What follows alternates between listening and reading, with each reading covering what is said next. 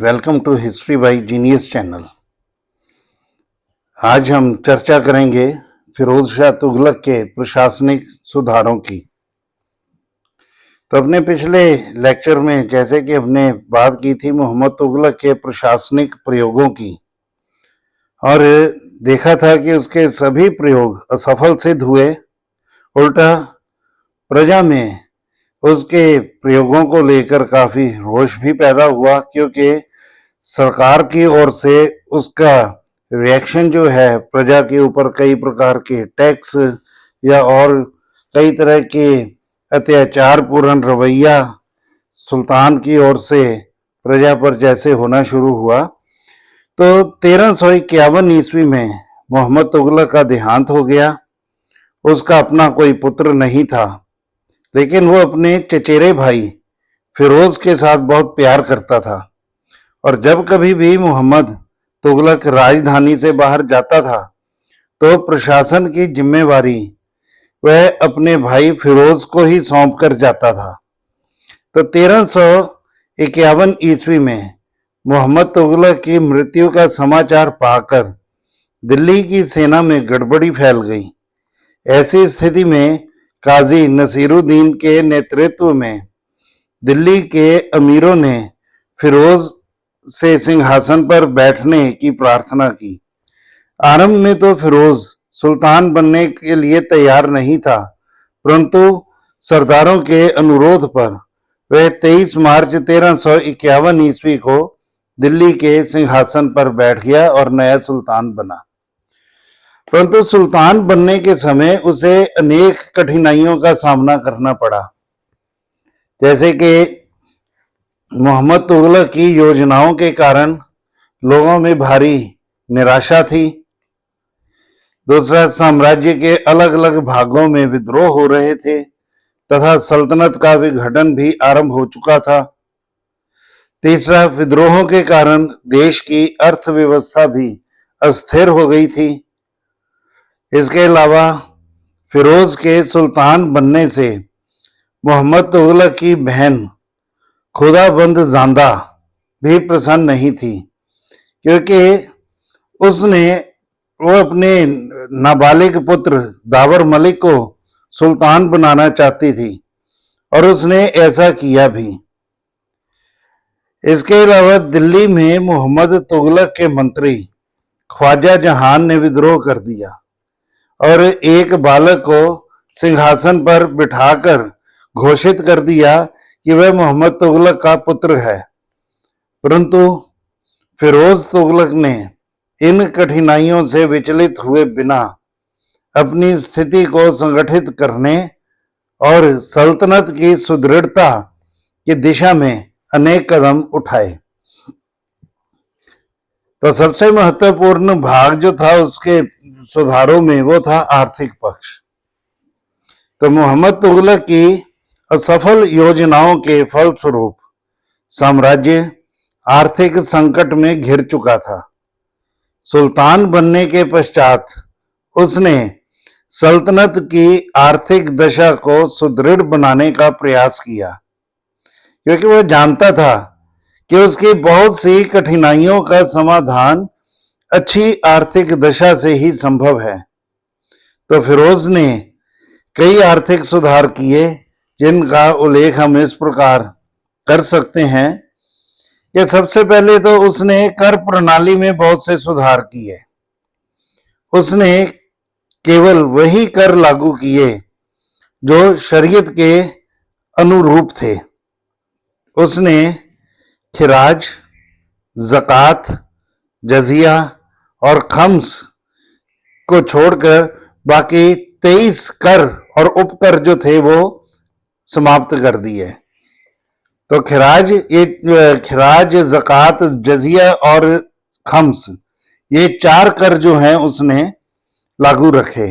तो खिराज भूमि लगान था, जो कुल उपज का 10% भाग 33% भाग वसूल किया जाता था। ज़कात, ये केवल मुसलमानों से वसूल किया जाने वाला धार्मिक कर था, और यह उनकी आय का 2 से 2.5% भाग था, और इसे केवल धर्म कार्यों पर ही खर्च किया जाता था। खम्स युद्ध में की जाने वाली लूटमार थी। इसका 20% हिस्सा सरकारी कोष में जमा करवाया जाता था और 80% भाग इस युद्ध में भाग लेने वाले सैनिकों में बांट दिया जाता था। और जजिया ये गैर मुसलमानों से वसूल किया जाता था। अपने पूर्ववर्ती सुल्तानों से हटकर फिरोज ने यह कर ब्राह्मणों पर भी लागू कर दिया था, क्योंकि वह इन्हें कुफ्र की Khan, store house of infidelity मानता था।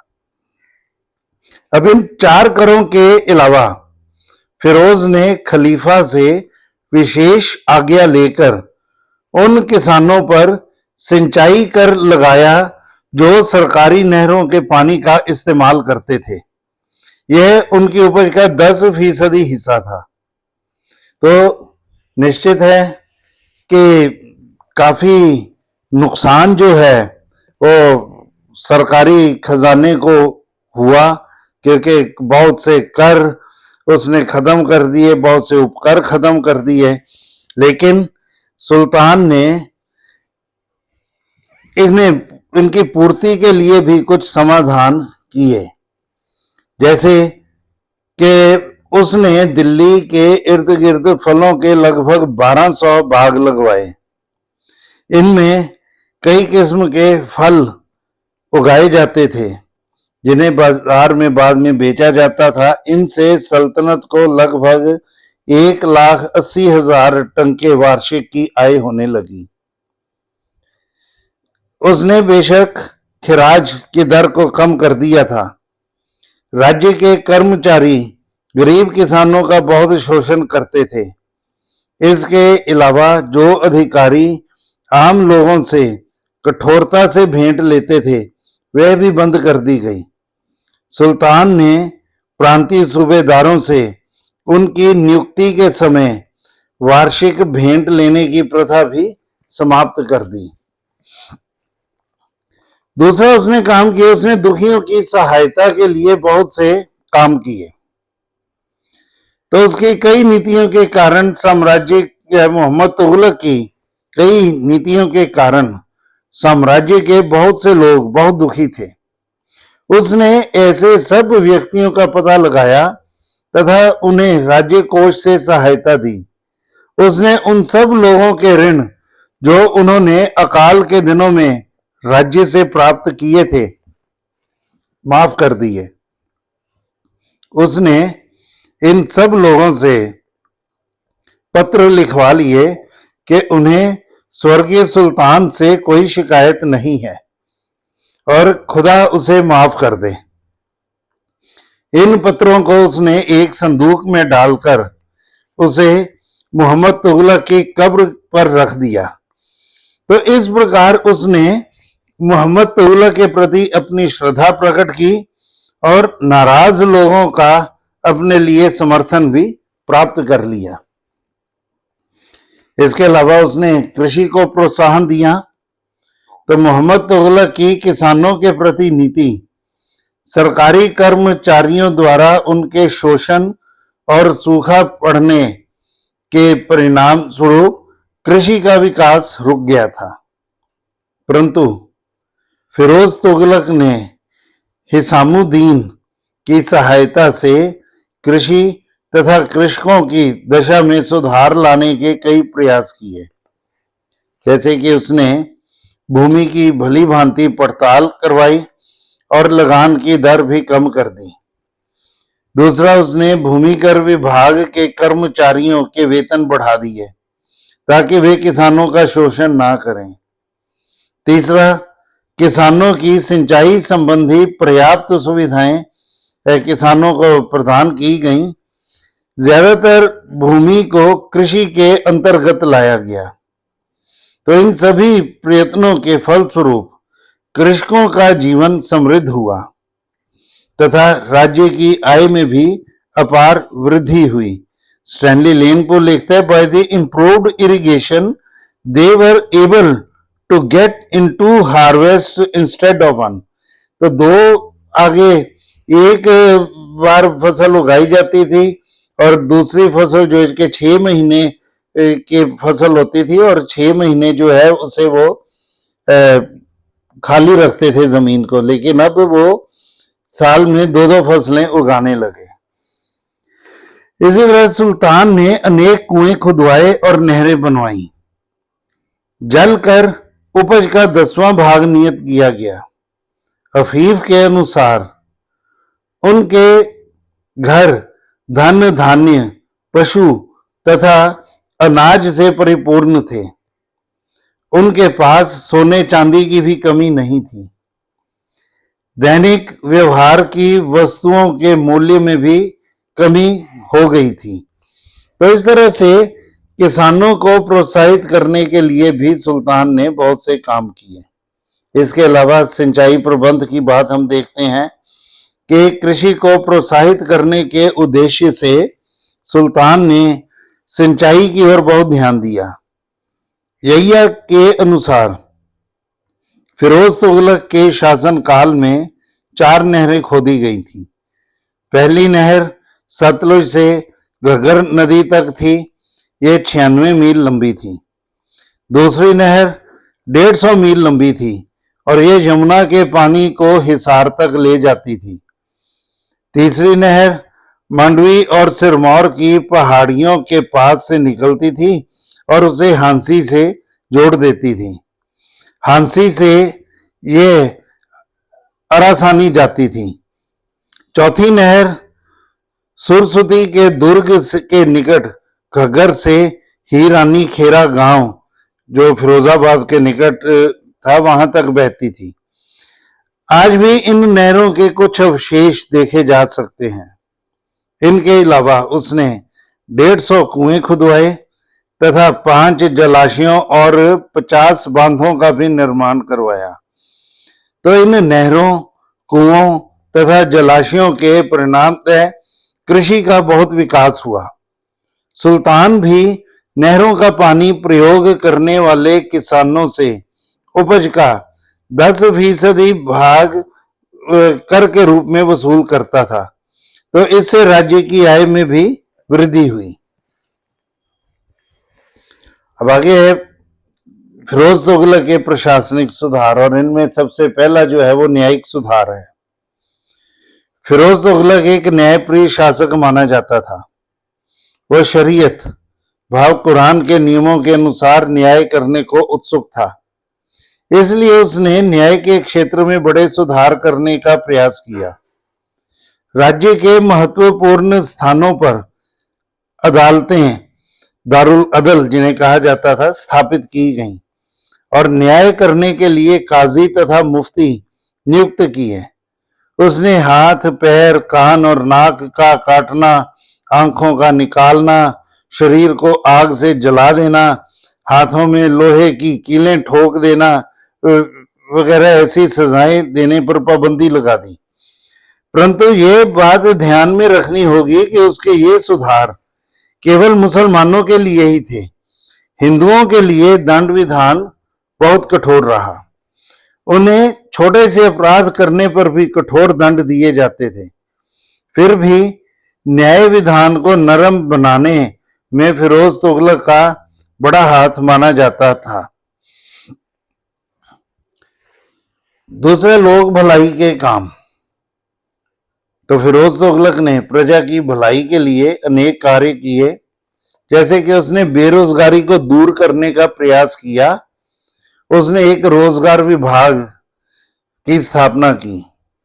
इसका मुख्य रूप से इसका संबंध मुख्य रूप से उन लोगों के साथ था जो लिपिक या प्रशासन संबंधी नौकरी चाहते थे। लिपिक भाव क्लर्क। बेरोजगार लोगों को काम देने के लिए कई नौकरियों की व्यवस्था की गई जो उन्हें योग्यता अनुसार दी जाती थी। दूसरा, उसने दीवाने खैरात विभाग की भी स्थापना की जो जनता की भलाई के लिए था, और उसने ये विभाग राजधानी में ही स्थापित किया था। दीवाने खैरात से भाव है दान विभाग। तो इस विभाग का कार्य विधवाओं तथा अनाथों की देखरेख करना तथा गरीब मुस्लिम लड़कियों के विवाह के लिए सहायता देना था। परंतु यह विभाग भी केवल मुसलमानों के लिए ही था। इस विभाग से निर्धन हिंदुओं को कोई सहायता नहीं दी जाती थी। इस प्रकार फिरोज शाह निर्धन तथा निराश्रित मुसलमानों के लिए आश्रयदाता बन गया था। तीसरा, फिरोज तुगलक ने गरीब जनता के लिए दारुल शफा नामक अस्पताल भी खोले। इसमें बहुत योग्य चिकित्सकों को नियुक्त किया गया था। यहाँ रोगियों को मुफ्त दवाइयों के साथ साथ उनके खाने पीने का भी निःशुल्क प्रबंध किया गया था। इसके अलावा फिरोज तुगलक ने यात्रियों और व्यापारियों की सुविधा के लिए साम्राज्य के विभिन्न भागों में लगभग 200 सराय भी बनवाई। और उसका एक और प्रमुख कार्य वो ये था कि यदि कोई यात्री मार्ग में अपने प्राण त्याग देता था तो सामंतों को ये आवश्यक निर्देश था कि वे काजी तथा अन्य मुसलमानों को बुलाकर मृतक शरीर का निरीक्षण करवाकर देखें कि किसी ने उसका कत्ल तो नहीं किया। जब काजी ये प्रमाणित करे कि मृतक शरीर पर कोई घाव नहीं है, केवल तभी उसका अंतिम संस्कार किया जा सकता था। आगे है शिक्षा की प्रगति। फिरोज तुगलक स्वयं भी एक उच्च कोटि का विद्वान था। उसने बहुत से विद्वानों को संरक्षण भी दिया। उसने अपने राज्य में 30 मदरसों की स्थापना की, जिनमें से 3 बहुत प्रसिद्ध थे। इस समय का सबसे प्रसिद्ध मदरसा फिरोजाबाद में फिरोज शाही मदरसा था। मदरसे का अध्यक्ष यूसुफ जमाल अपनी विद्वता के लिए प्रसिद्ध था। कांगड़ा के अभियान के समय उसे एक पुस्तकालय भी मिला, परंतु सुल्तान ने इसे नष्ट नहीं करवाया। उल्टा इसने संस्कृत की अनेक पुस्तकों का फारसी में अनुवाद करवाया। इनमें दलियाले फिरोज शाही अधिक प्रसिद्ध है। अफीफ के अनुसार सुल्तान ने 36 लाख टंके विद्वानों तथा कुरान का अध्ययन करने के लिए सहायता के रूप में दिए। बरनी और अफीफ ने अपनी रचनाएं उसी के संरक्षण में तैयार की थी। उसी के शासनकाल में तारीख फिरोज शाही की रचना की गई। सुल्तान की जीवनी फतूहात फिरोज शाही के नाम से प्रसिद्ध है।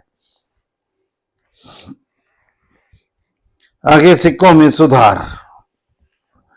और ये मुद्रा प्रणाली में जो सुधार फिरोज तुगलक ने किया, ये उसका बहुत ही महत्वपूर्ण सुधार माना जाता है। मोहम्मद तुगलक की मुद्रा योजना से सबक लेते हुए उसने ऐसी प्रणाली अपनाई ताकि लोग नकली सिक्के न बना सकें। उसके राज्य में तांबे और चांदी को मिलाकर सिक्के तैयार किए जाते थे। नए सिक्कों में आधी पीतल और चौथाई जीतल उल्लेखनीय है। आधी जीतल को एहदा और चौथाई जीतल को बिख कहा जाता था।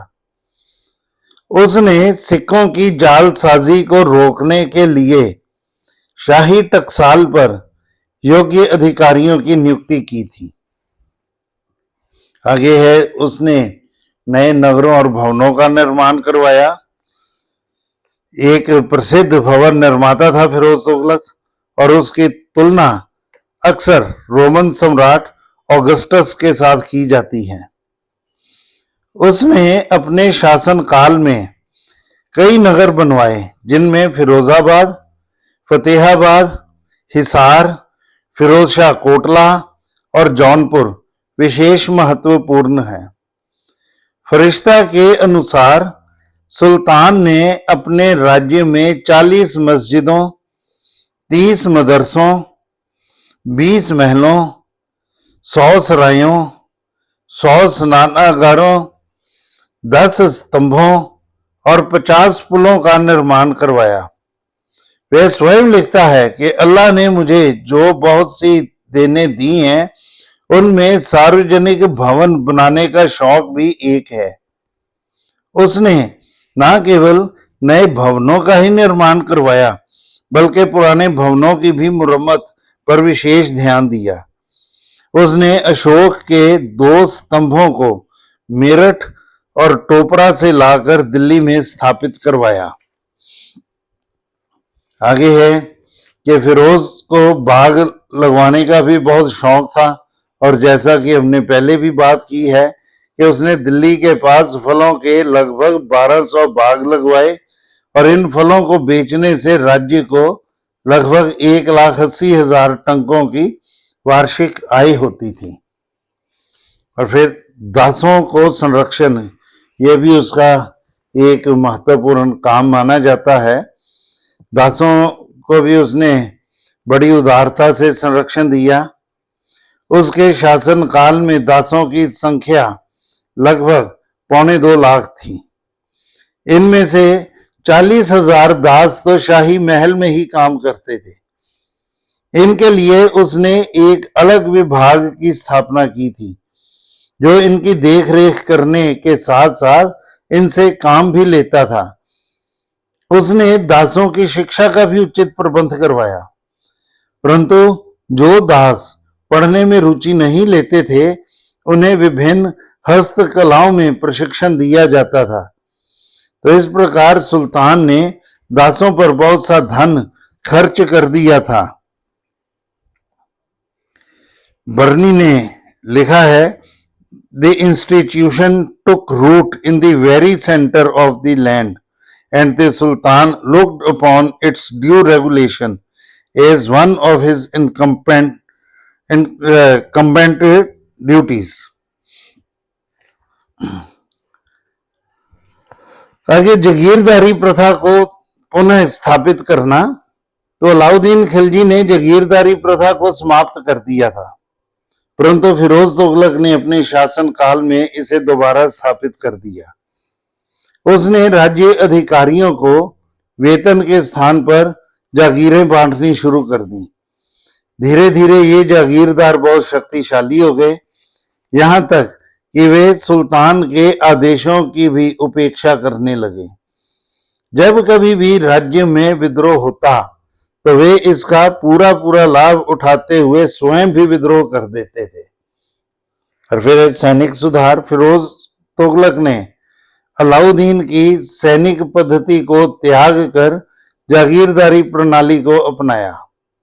उसने जागीरदारों को निश्चित भूमि प्रदान की, जिससे उन्हें अपना और अपने सैनिकों का खर्च सहन करना पड़ता था।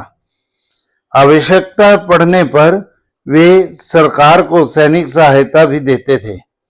निस्संदेह सुल्तान इस पद्धति के द्वारा एक विशाल सेना तैयार कर सकता था, परंतु उसका सैनिक संगठन दोषपूर्ण रहा। पहले तो यह कि उसने बूढ़े सैनिकों को भी अपनी सेना में रखा हुआ था, और ये सैनिक समय के साथ साथ इतने चुस्त नहीं रह गए थे। दूसरा, सैनिक विभाग में भ्रष्टाचार जोरों पर था। इस संबंध में जानते हुए भी सुल्तान ने इसे रोकने का कोई प्रयास नहीं किया। परिणामतः उसका सैनिक संगठन बहुत शिथिल हो गया। अब बात हम करेंगे उसके प्रशासनिक सुधारों के, जब मूल्यांकन हम करते हैं कि बर्नी तथा अफीफ ने फिरोज तुगलक की बहुत प्रशंसा की है। उन्होंने उसे एक न्यायप्रिय, दयालु और हितैषी शासक माना है। पश्चिमी विद्वान इलियट तथा एल्फिंस्टन उसकी तुलना अशोक तथा अकबर के साथ करते हैं, परंतु उनके ये विचार अतिशयोक्तिपूर्ण भाव के काफी बढ़ा चढ़ाकर कहे गए प्रतीत होते हैं, क्योंकि फिरोज में ना तो अकबर जैसी प्रतिभा थी और ना ही अकबर या अशोक जैसी धार्मिक सहनशीलता। जहां तक धार्मिक कट्टरता का संबंध है तो उसकी तुलना औरंगजेब के साथ अवश्य ही की जा सकती है, परंतु तुगलक सुल्तान मदिरा पान का बड़ा शौकीन था, जबकि औरंगजेब इससे नफरत करता था। निसंदेह उसने अपनी प्रजा की उन्नति के लिए अनेक प्रयास किए, परंतु उसे एक आदर्श सुल्तान नहीं कहा जा सकता। इसका मुख्य कारण यह है कि वो धार्मिक कट्टरता से मुक्त नहीं था। हिंदू, जो उसकी प्रजा का बहुसंख्यक भाग थे, उसकी धर्मांधता से बहुत दुखी थे। उसने गैर मुसलमानों को इस्लाम कबूल करने के लिए विवश किया तथा उनके धार्मिक ग्रंथों को सरेआम जला देने का आदेश दिया। उसकी अपनी स्टेटमेंट है, I encourage my infidel subjects to embrace Islam and I proclaimed that everyone who repeated creed and became a Muslim should be exempted from jizya. I also ordered that infidel books, the idols and the vessels used in their worship should all be publicly burned. मतलब इसका ये है, वो कहते हैं कि मैंने अपनी काफिर प्रजा को प्रोत्साहित किया कि वे इस्लाम कबूल करें, वे 5 वक्त नमाज अदा करें, मुसलमान बने, और अगर वो मुसलमान बनते हैं तो उन्हें जजिया से मुक्त कर दिया जाएगा। वो कहते हैं मैंने तो ये भी हुक्म दिया था कि हिंदुओं की जो धार्मिक पुस्तकें हैं, मूर्तियां हैं और वो बर्तन जो कि पूजा में इस्तेमाल किए जाते हैं, उन्हें खुलेआम जला दिया जाए।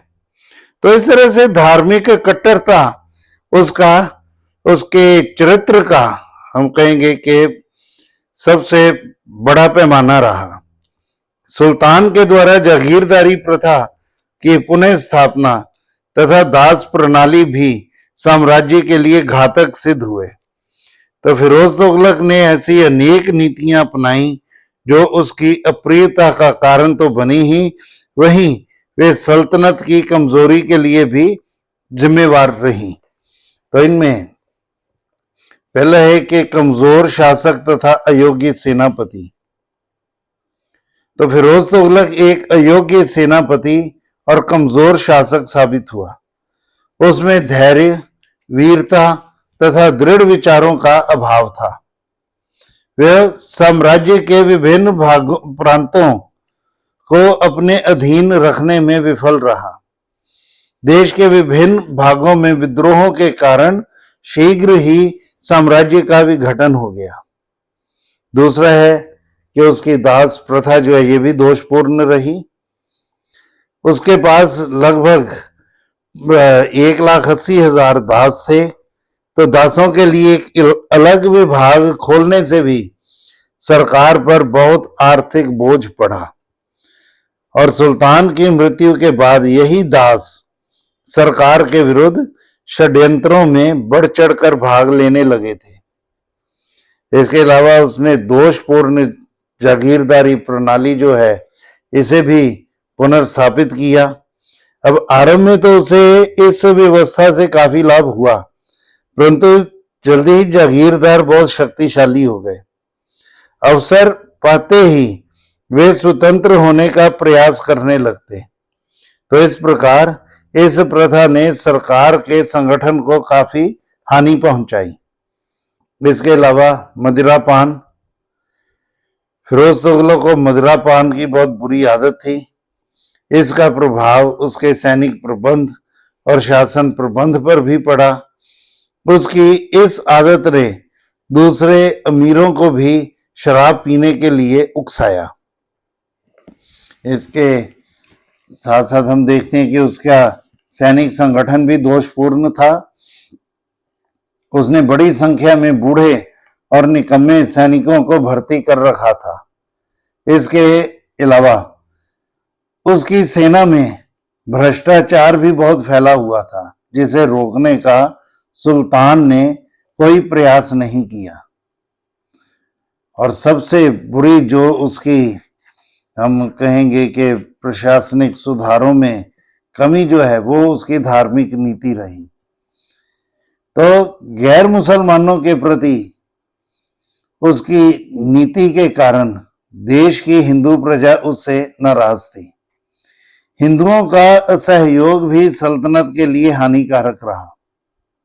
और सबसे बढ़कर आर्थिक संकट। अब फिरोज तुगलक ने अपने दासों के संरक्षण, भवनों तथा जन परोपकारी कार्यों पर बेपनाह दौलत खर्च कर दी। तो इस प्रकार उसने अपने उत्तराधिकारियों को आर्थिक दिवालियापन ही प्रदान किया। तो इस तरह से हम ये बात कह सकते हैं कि फिरोज तुगलक ने बेशक प्रशासनिक सुधारों की ओर कुछ कदम उठाए, परंतु दूसरी ओर उसके कुछ कार्य उसके इन सभी सुधारों पर पानी उन्होंने डाल दिया। नतीजा ये हुआ कि तुगलक काल में पतन का जो मार्ग मोहम्मद तुगलक ने शुरू किया था, फिरोज तुगलक उसे रोक नहीं सका और पतन का ये मार्ग, ये रास्ता जो है ये बहुत ही तेजी के साथ आगे बढ़ने लगा। तो आपको उम्मीद है ये टॉपिक पसंद आया होगा, तो सब्सक्राइब करें जिन्होंने अभी नहीं किया। बेल आइकन आप जरूर उसे दबाएं, प्रेस करें, ताकि आपको नए नोटिफिकेशंस भी मिलते रहें। लाइक करें इस वीडियो को, शेयर करें अपने साथियों के साथ, और कमेंट बॉक्स में जाकर आप कमेंट भी कर सकते हैं। तो बहुत बहुत धन्यवाद।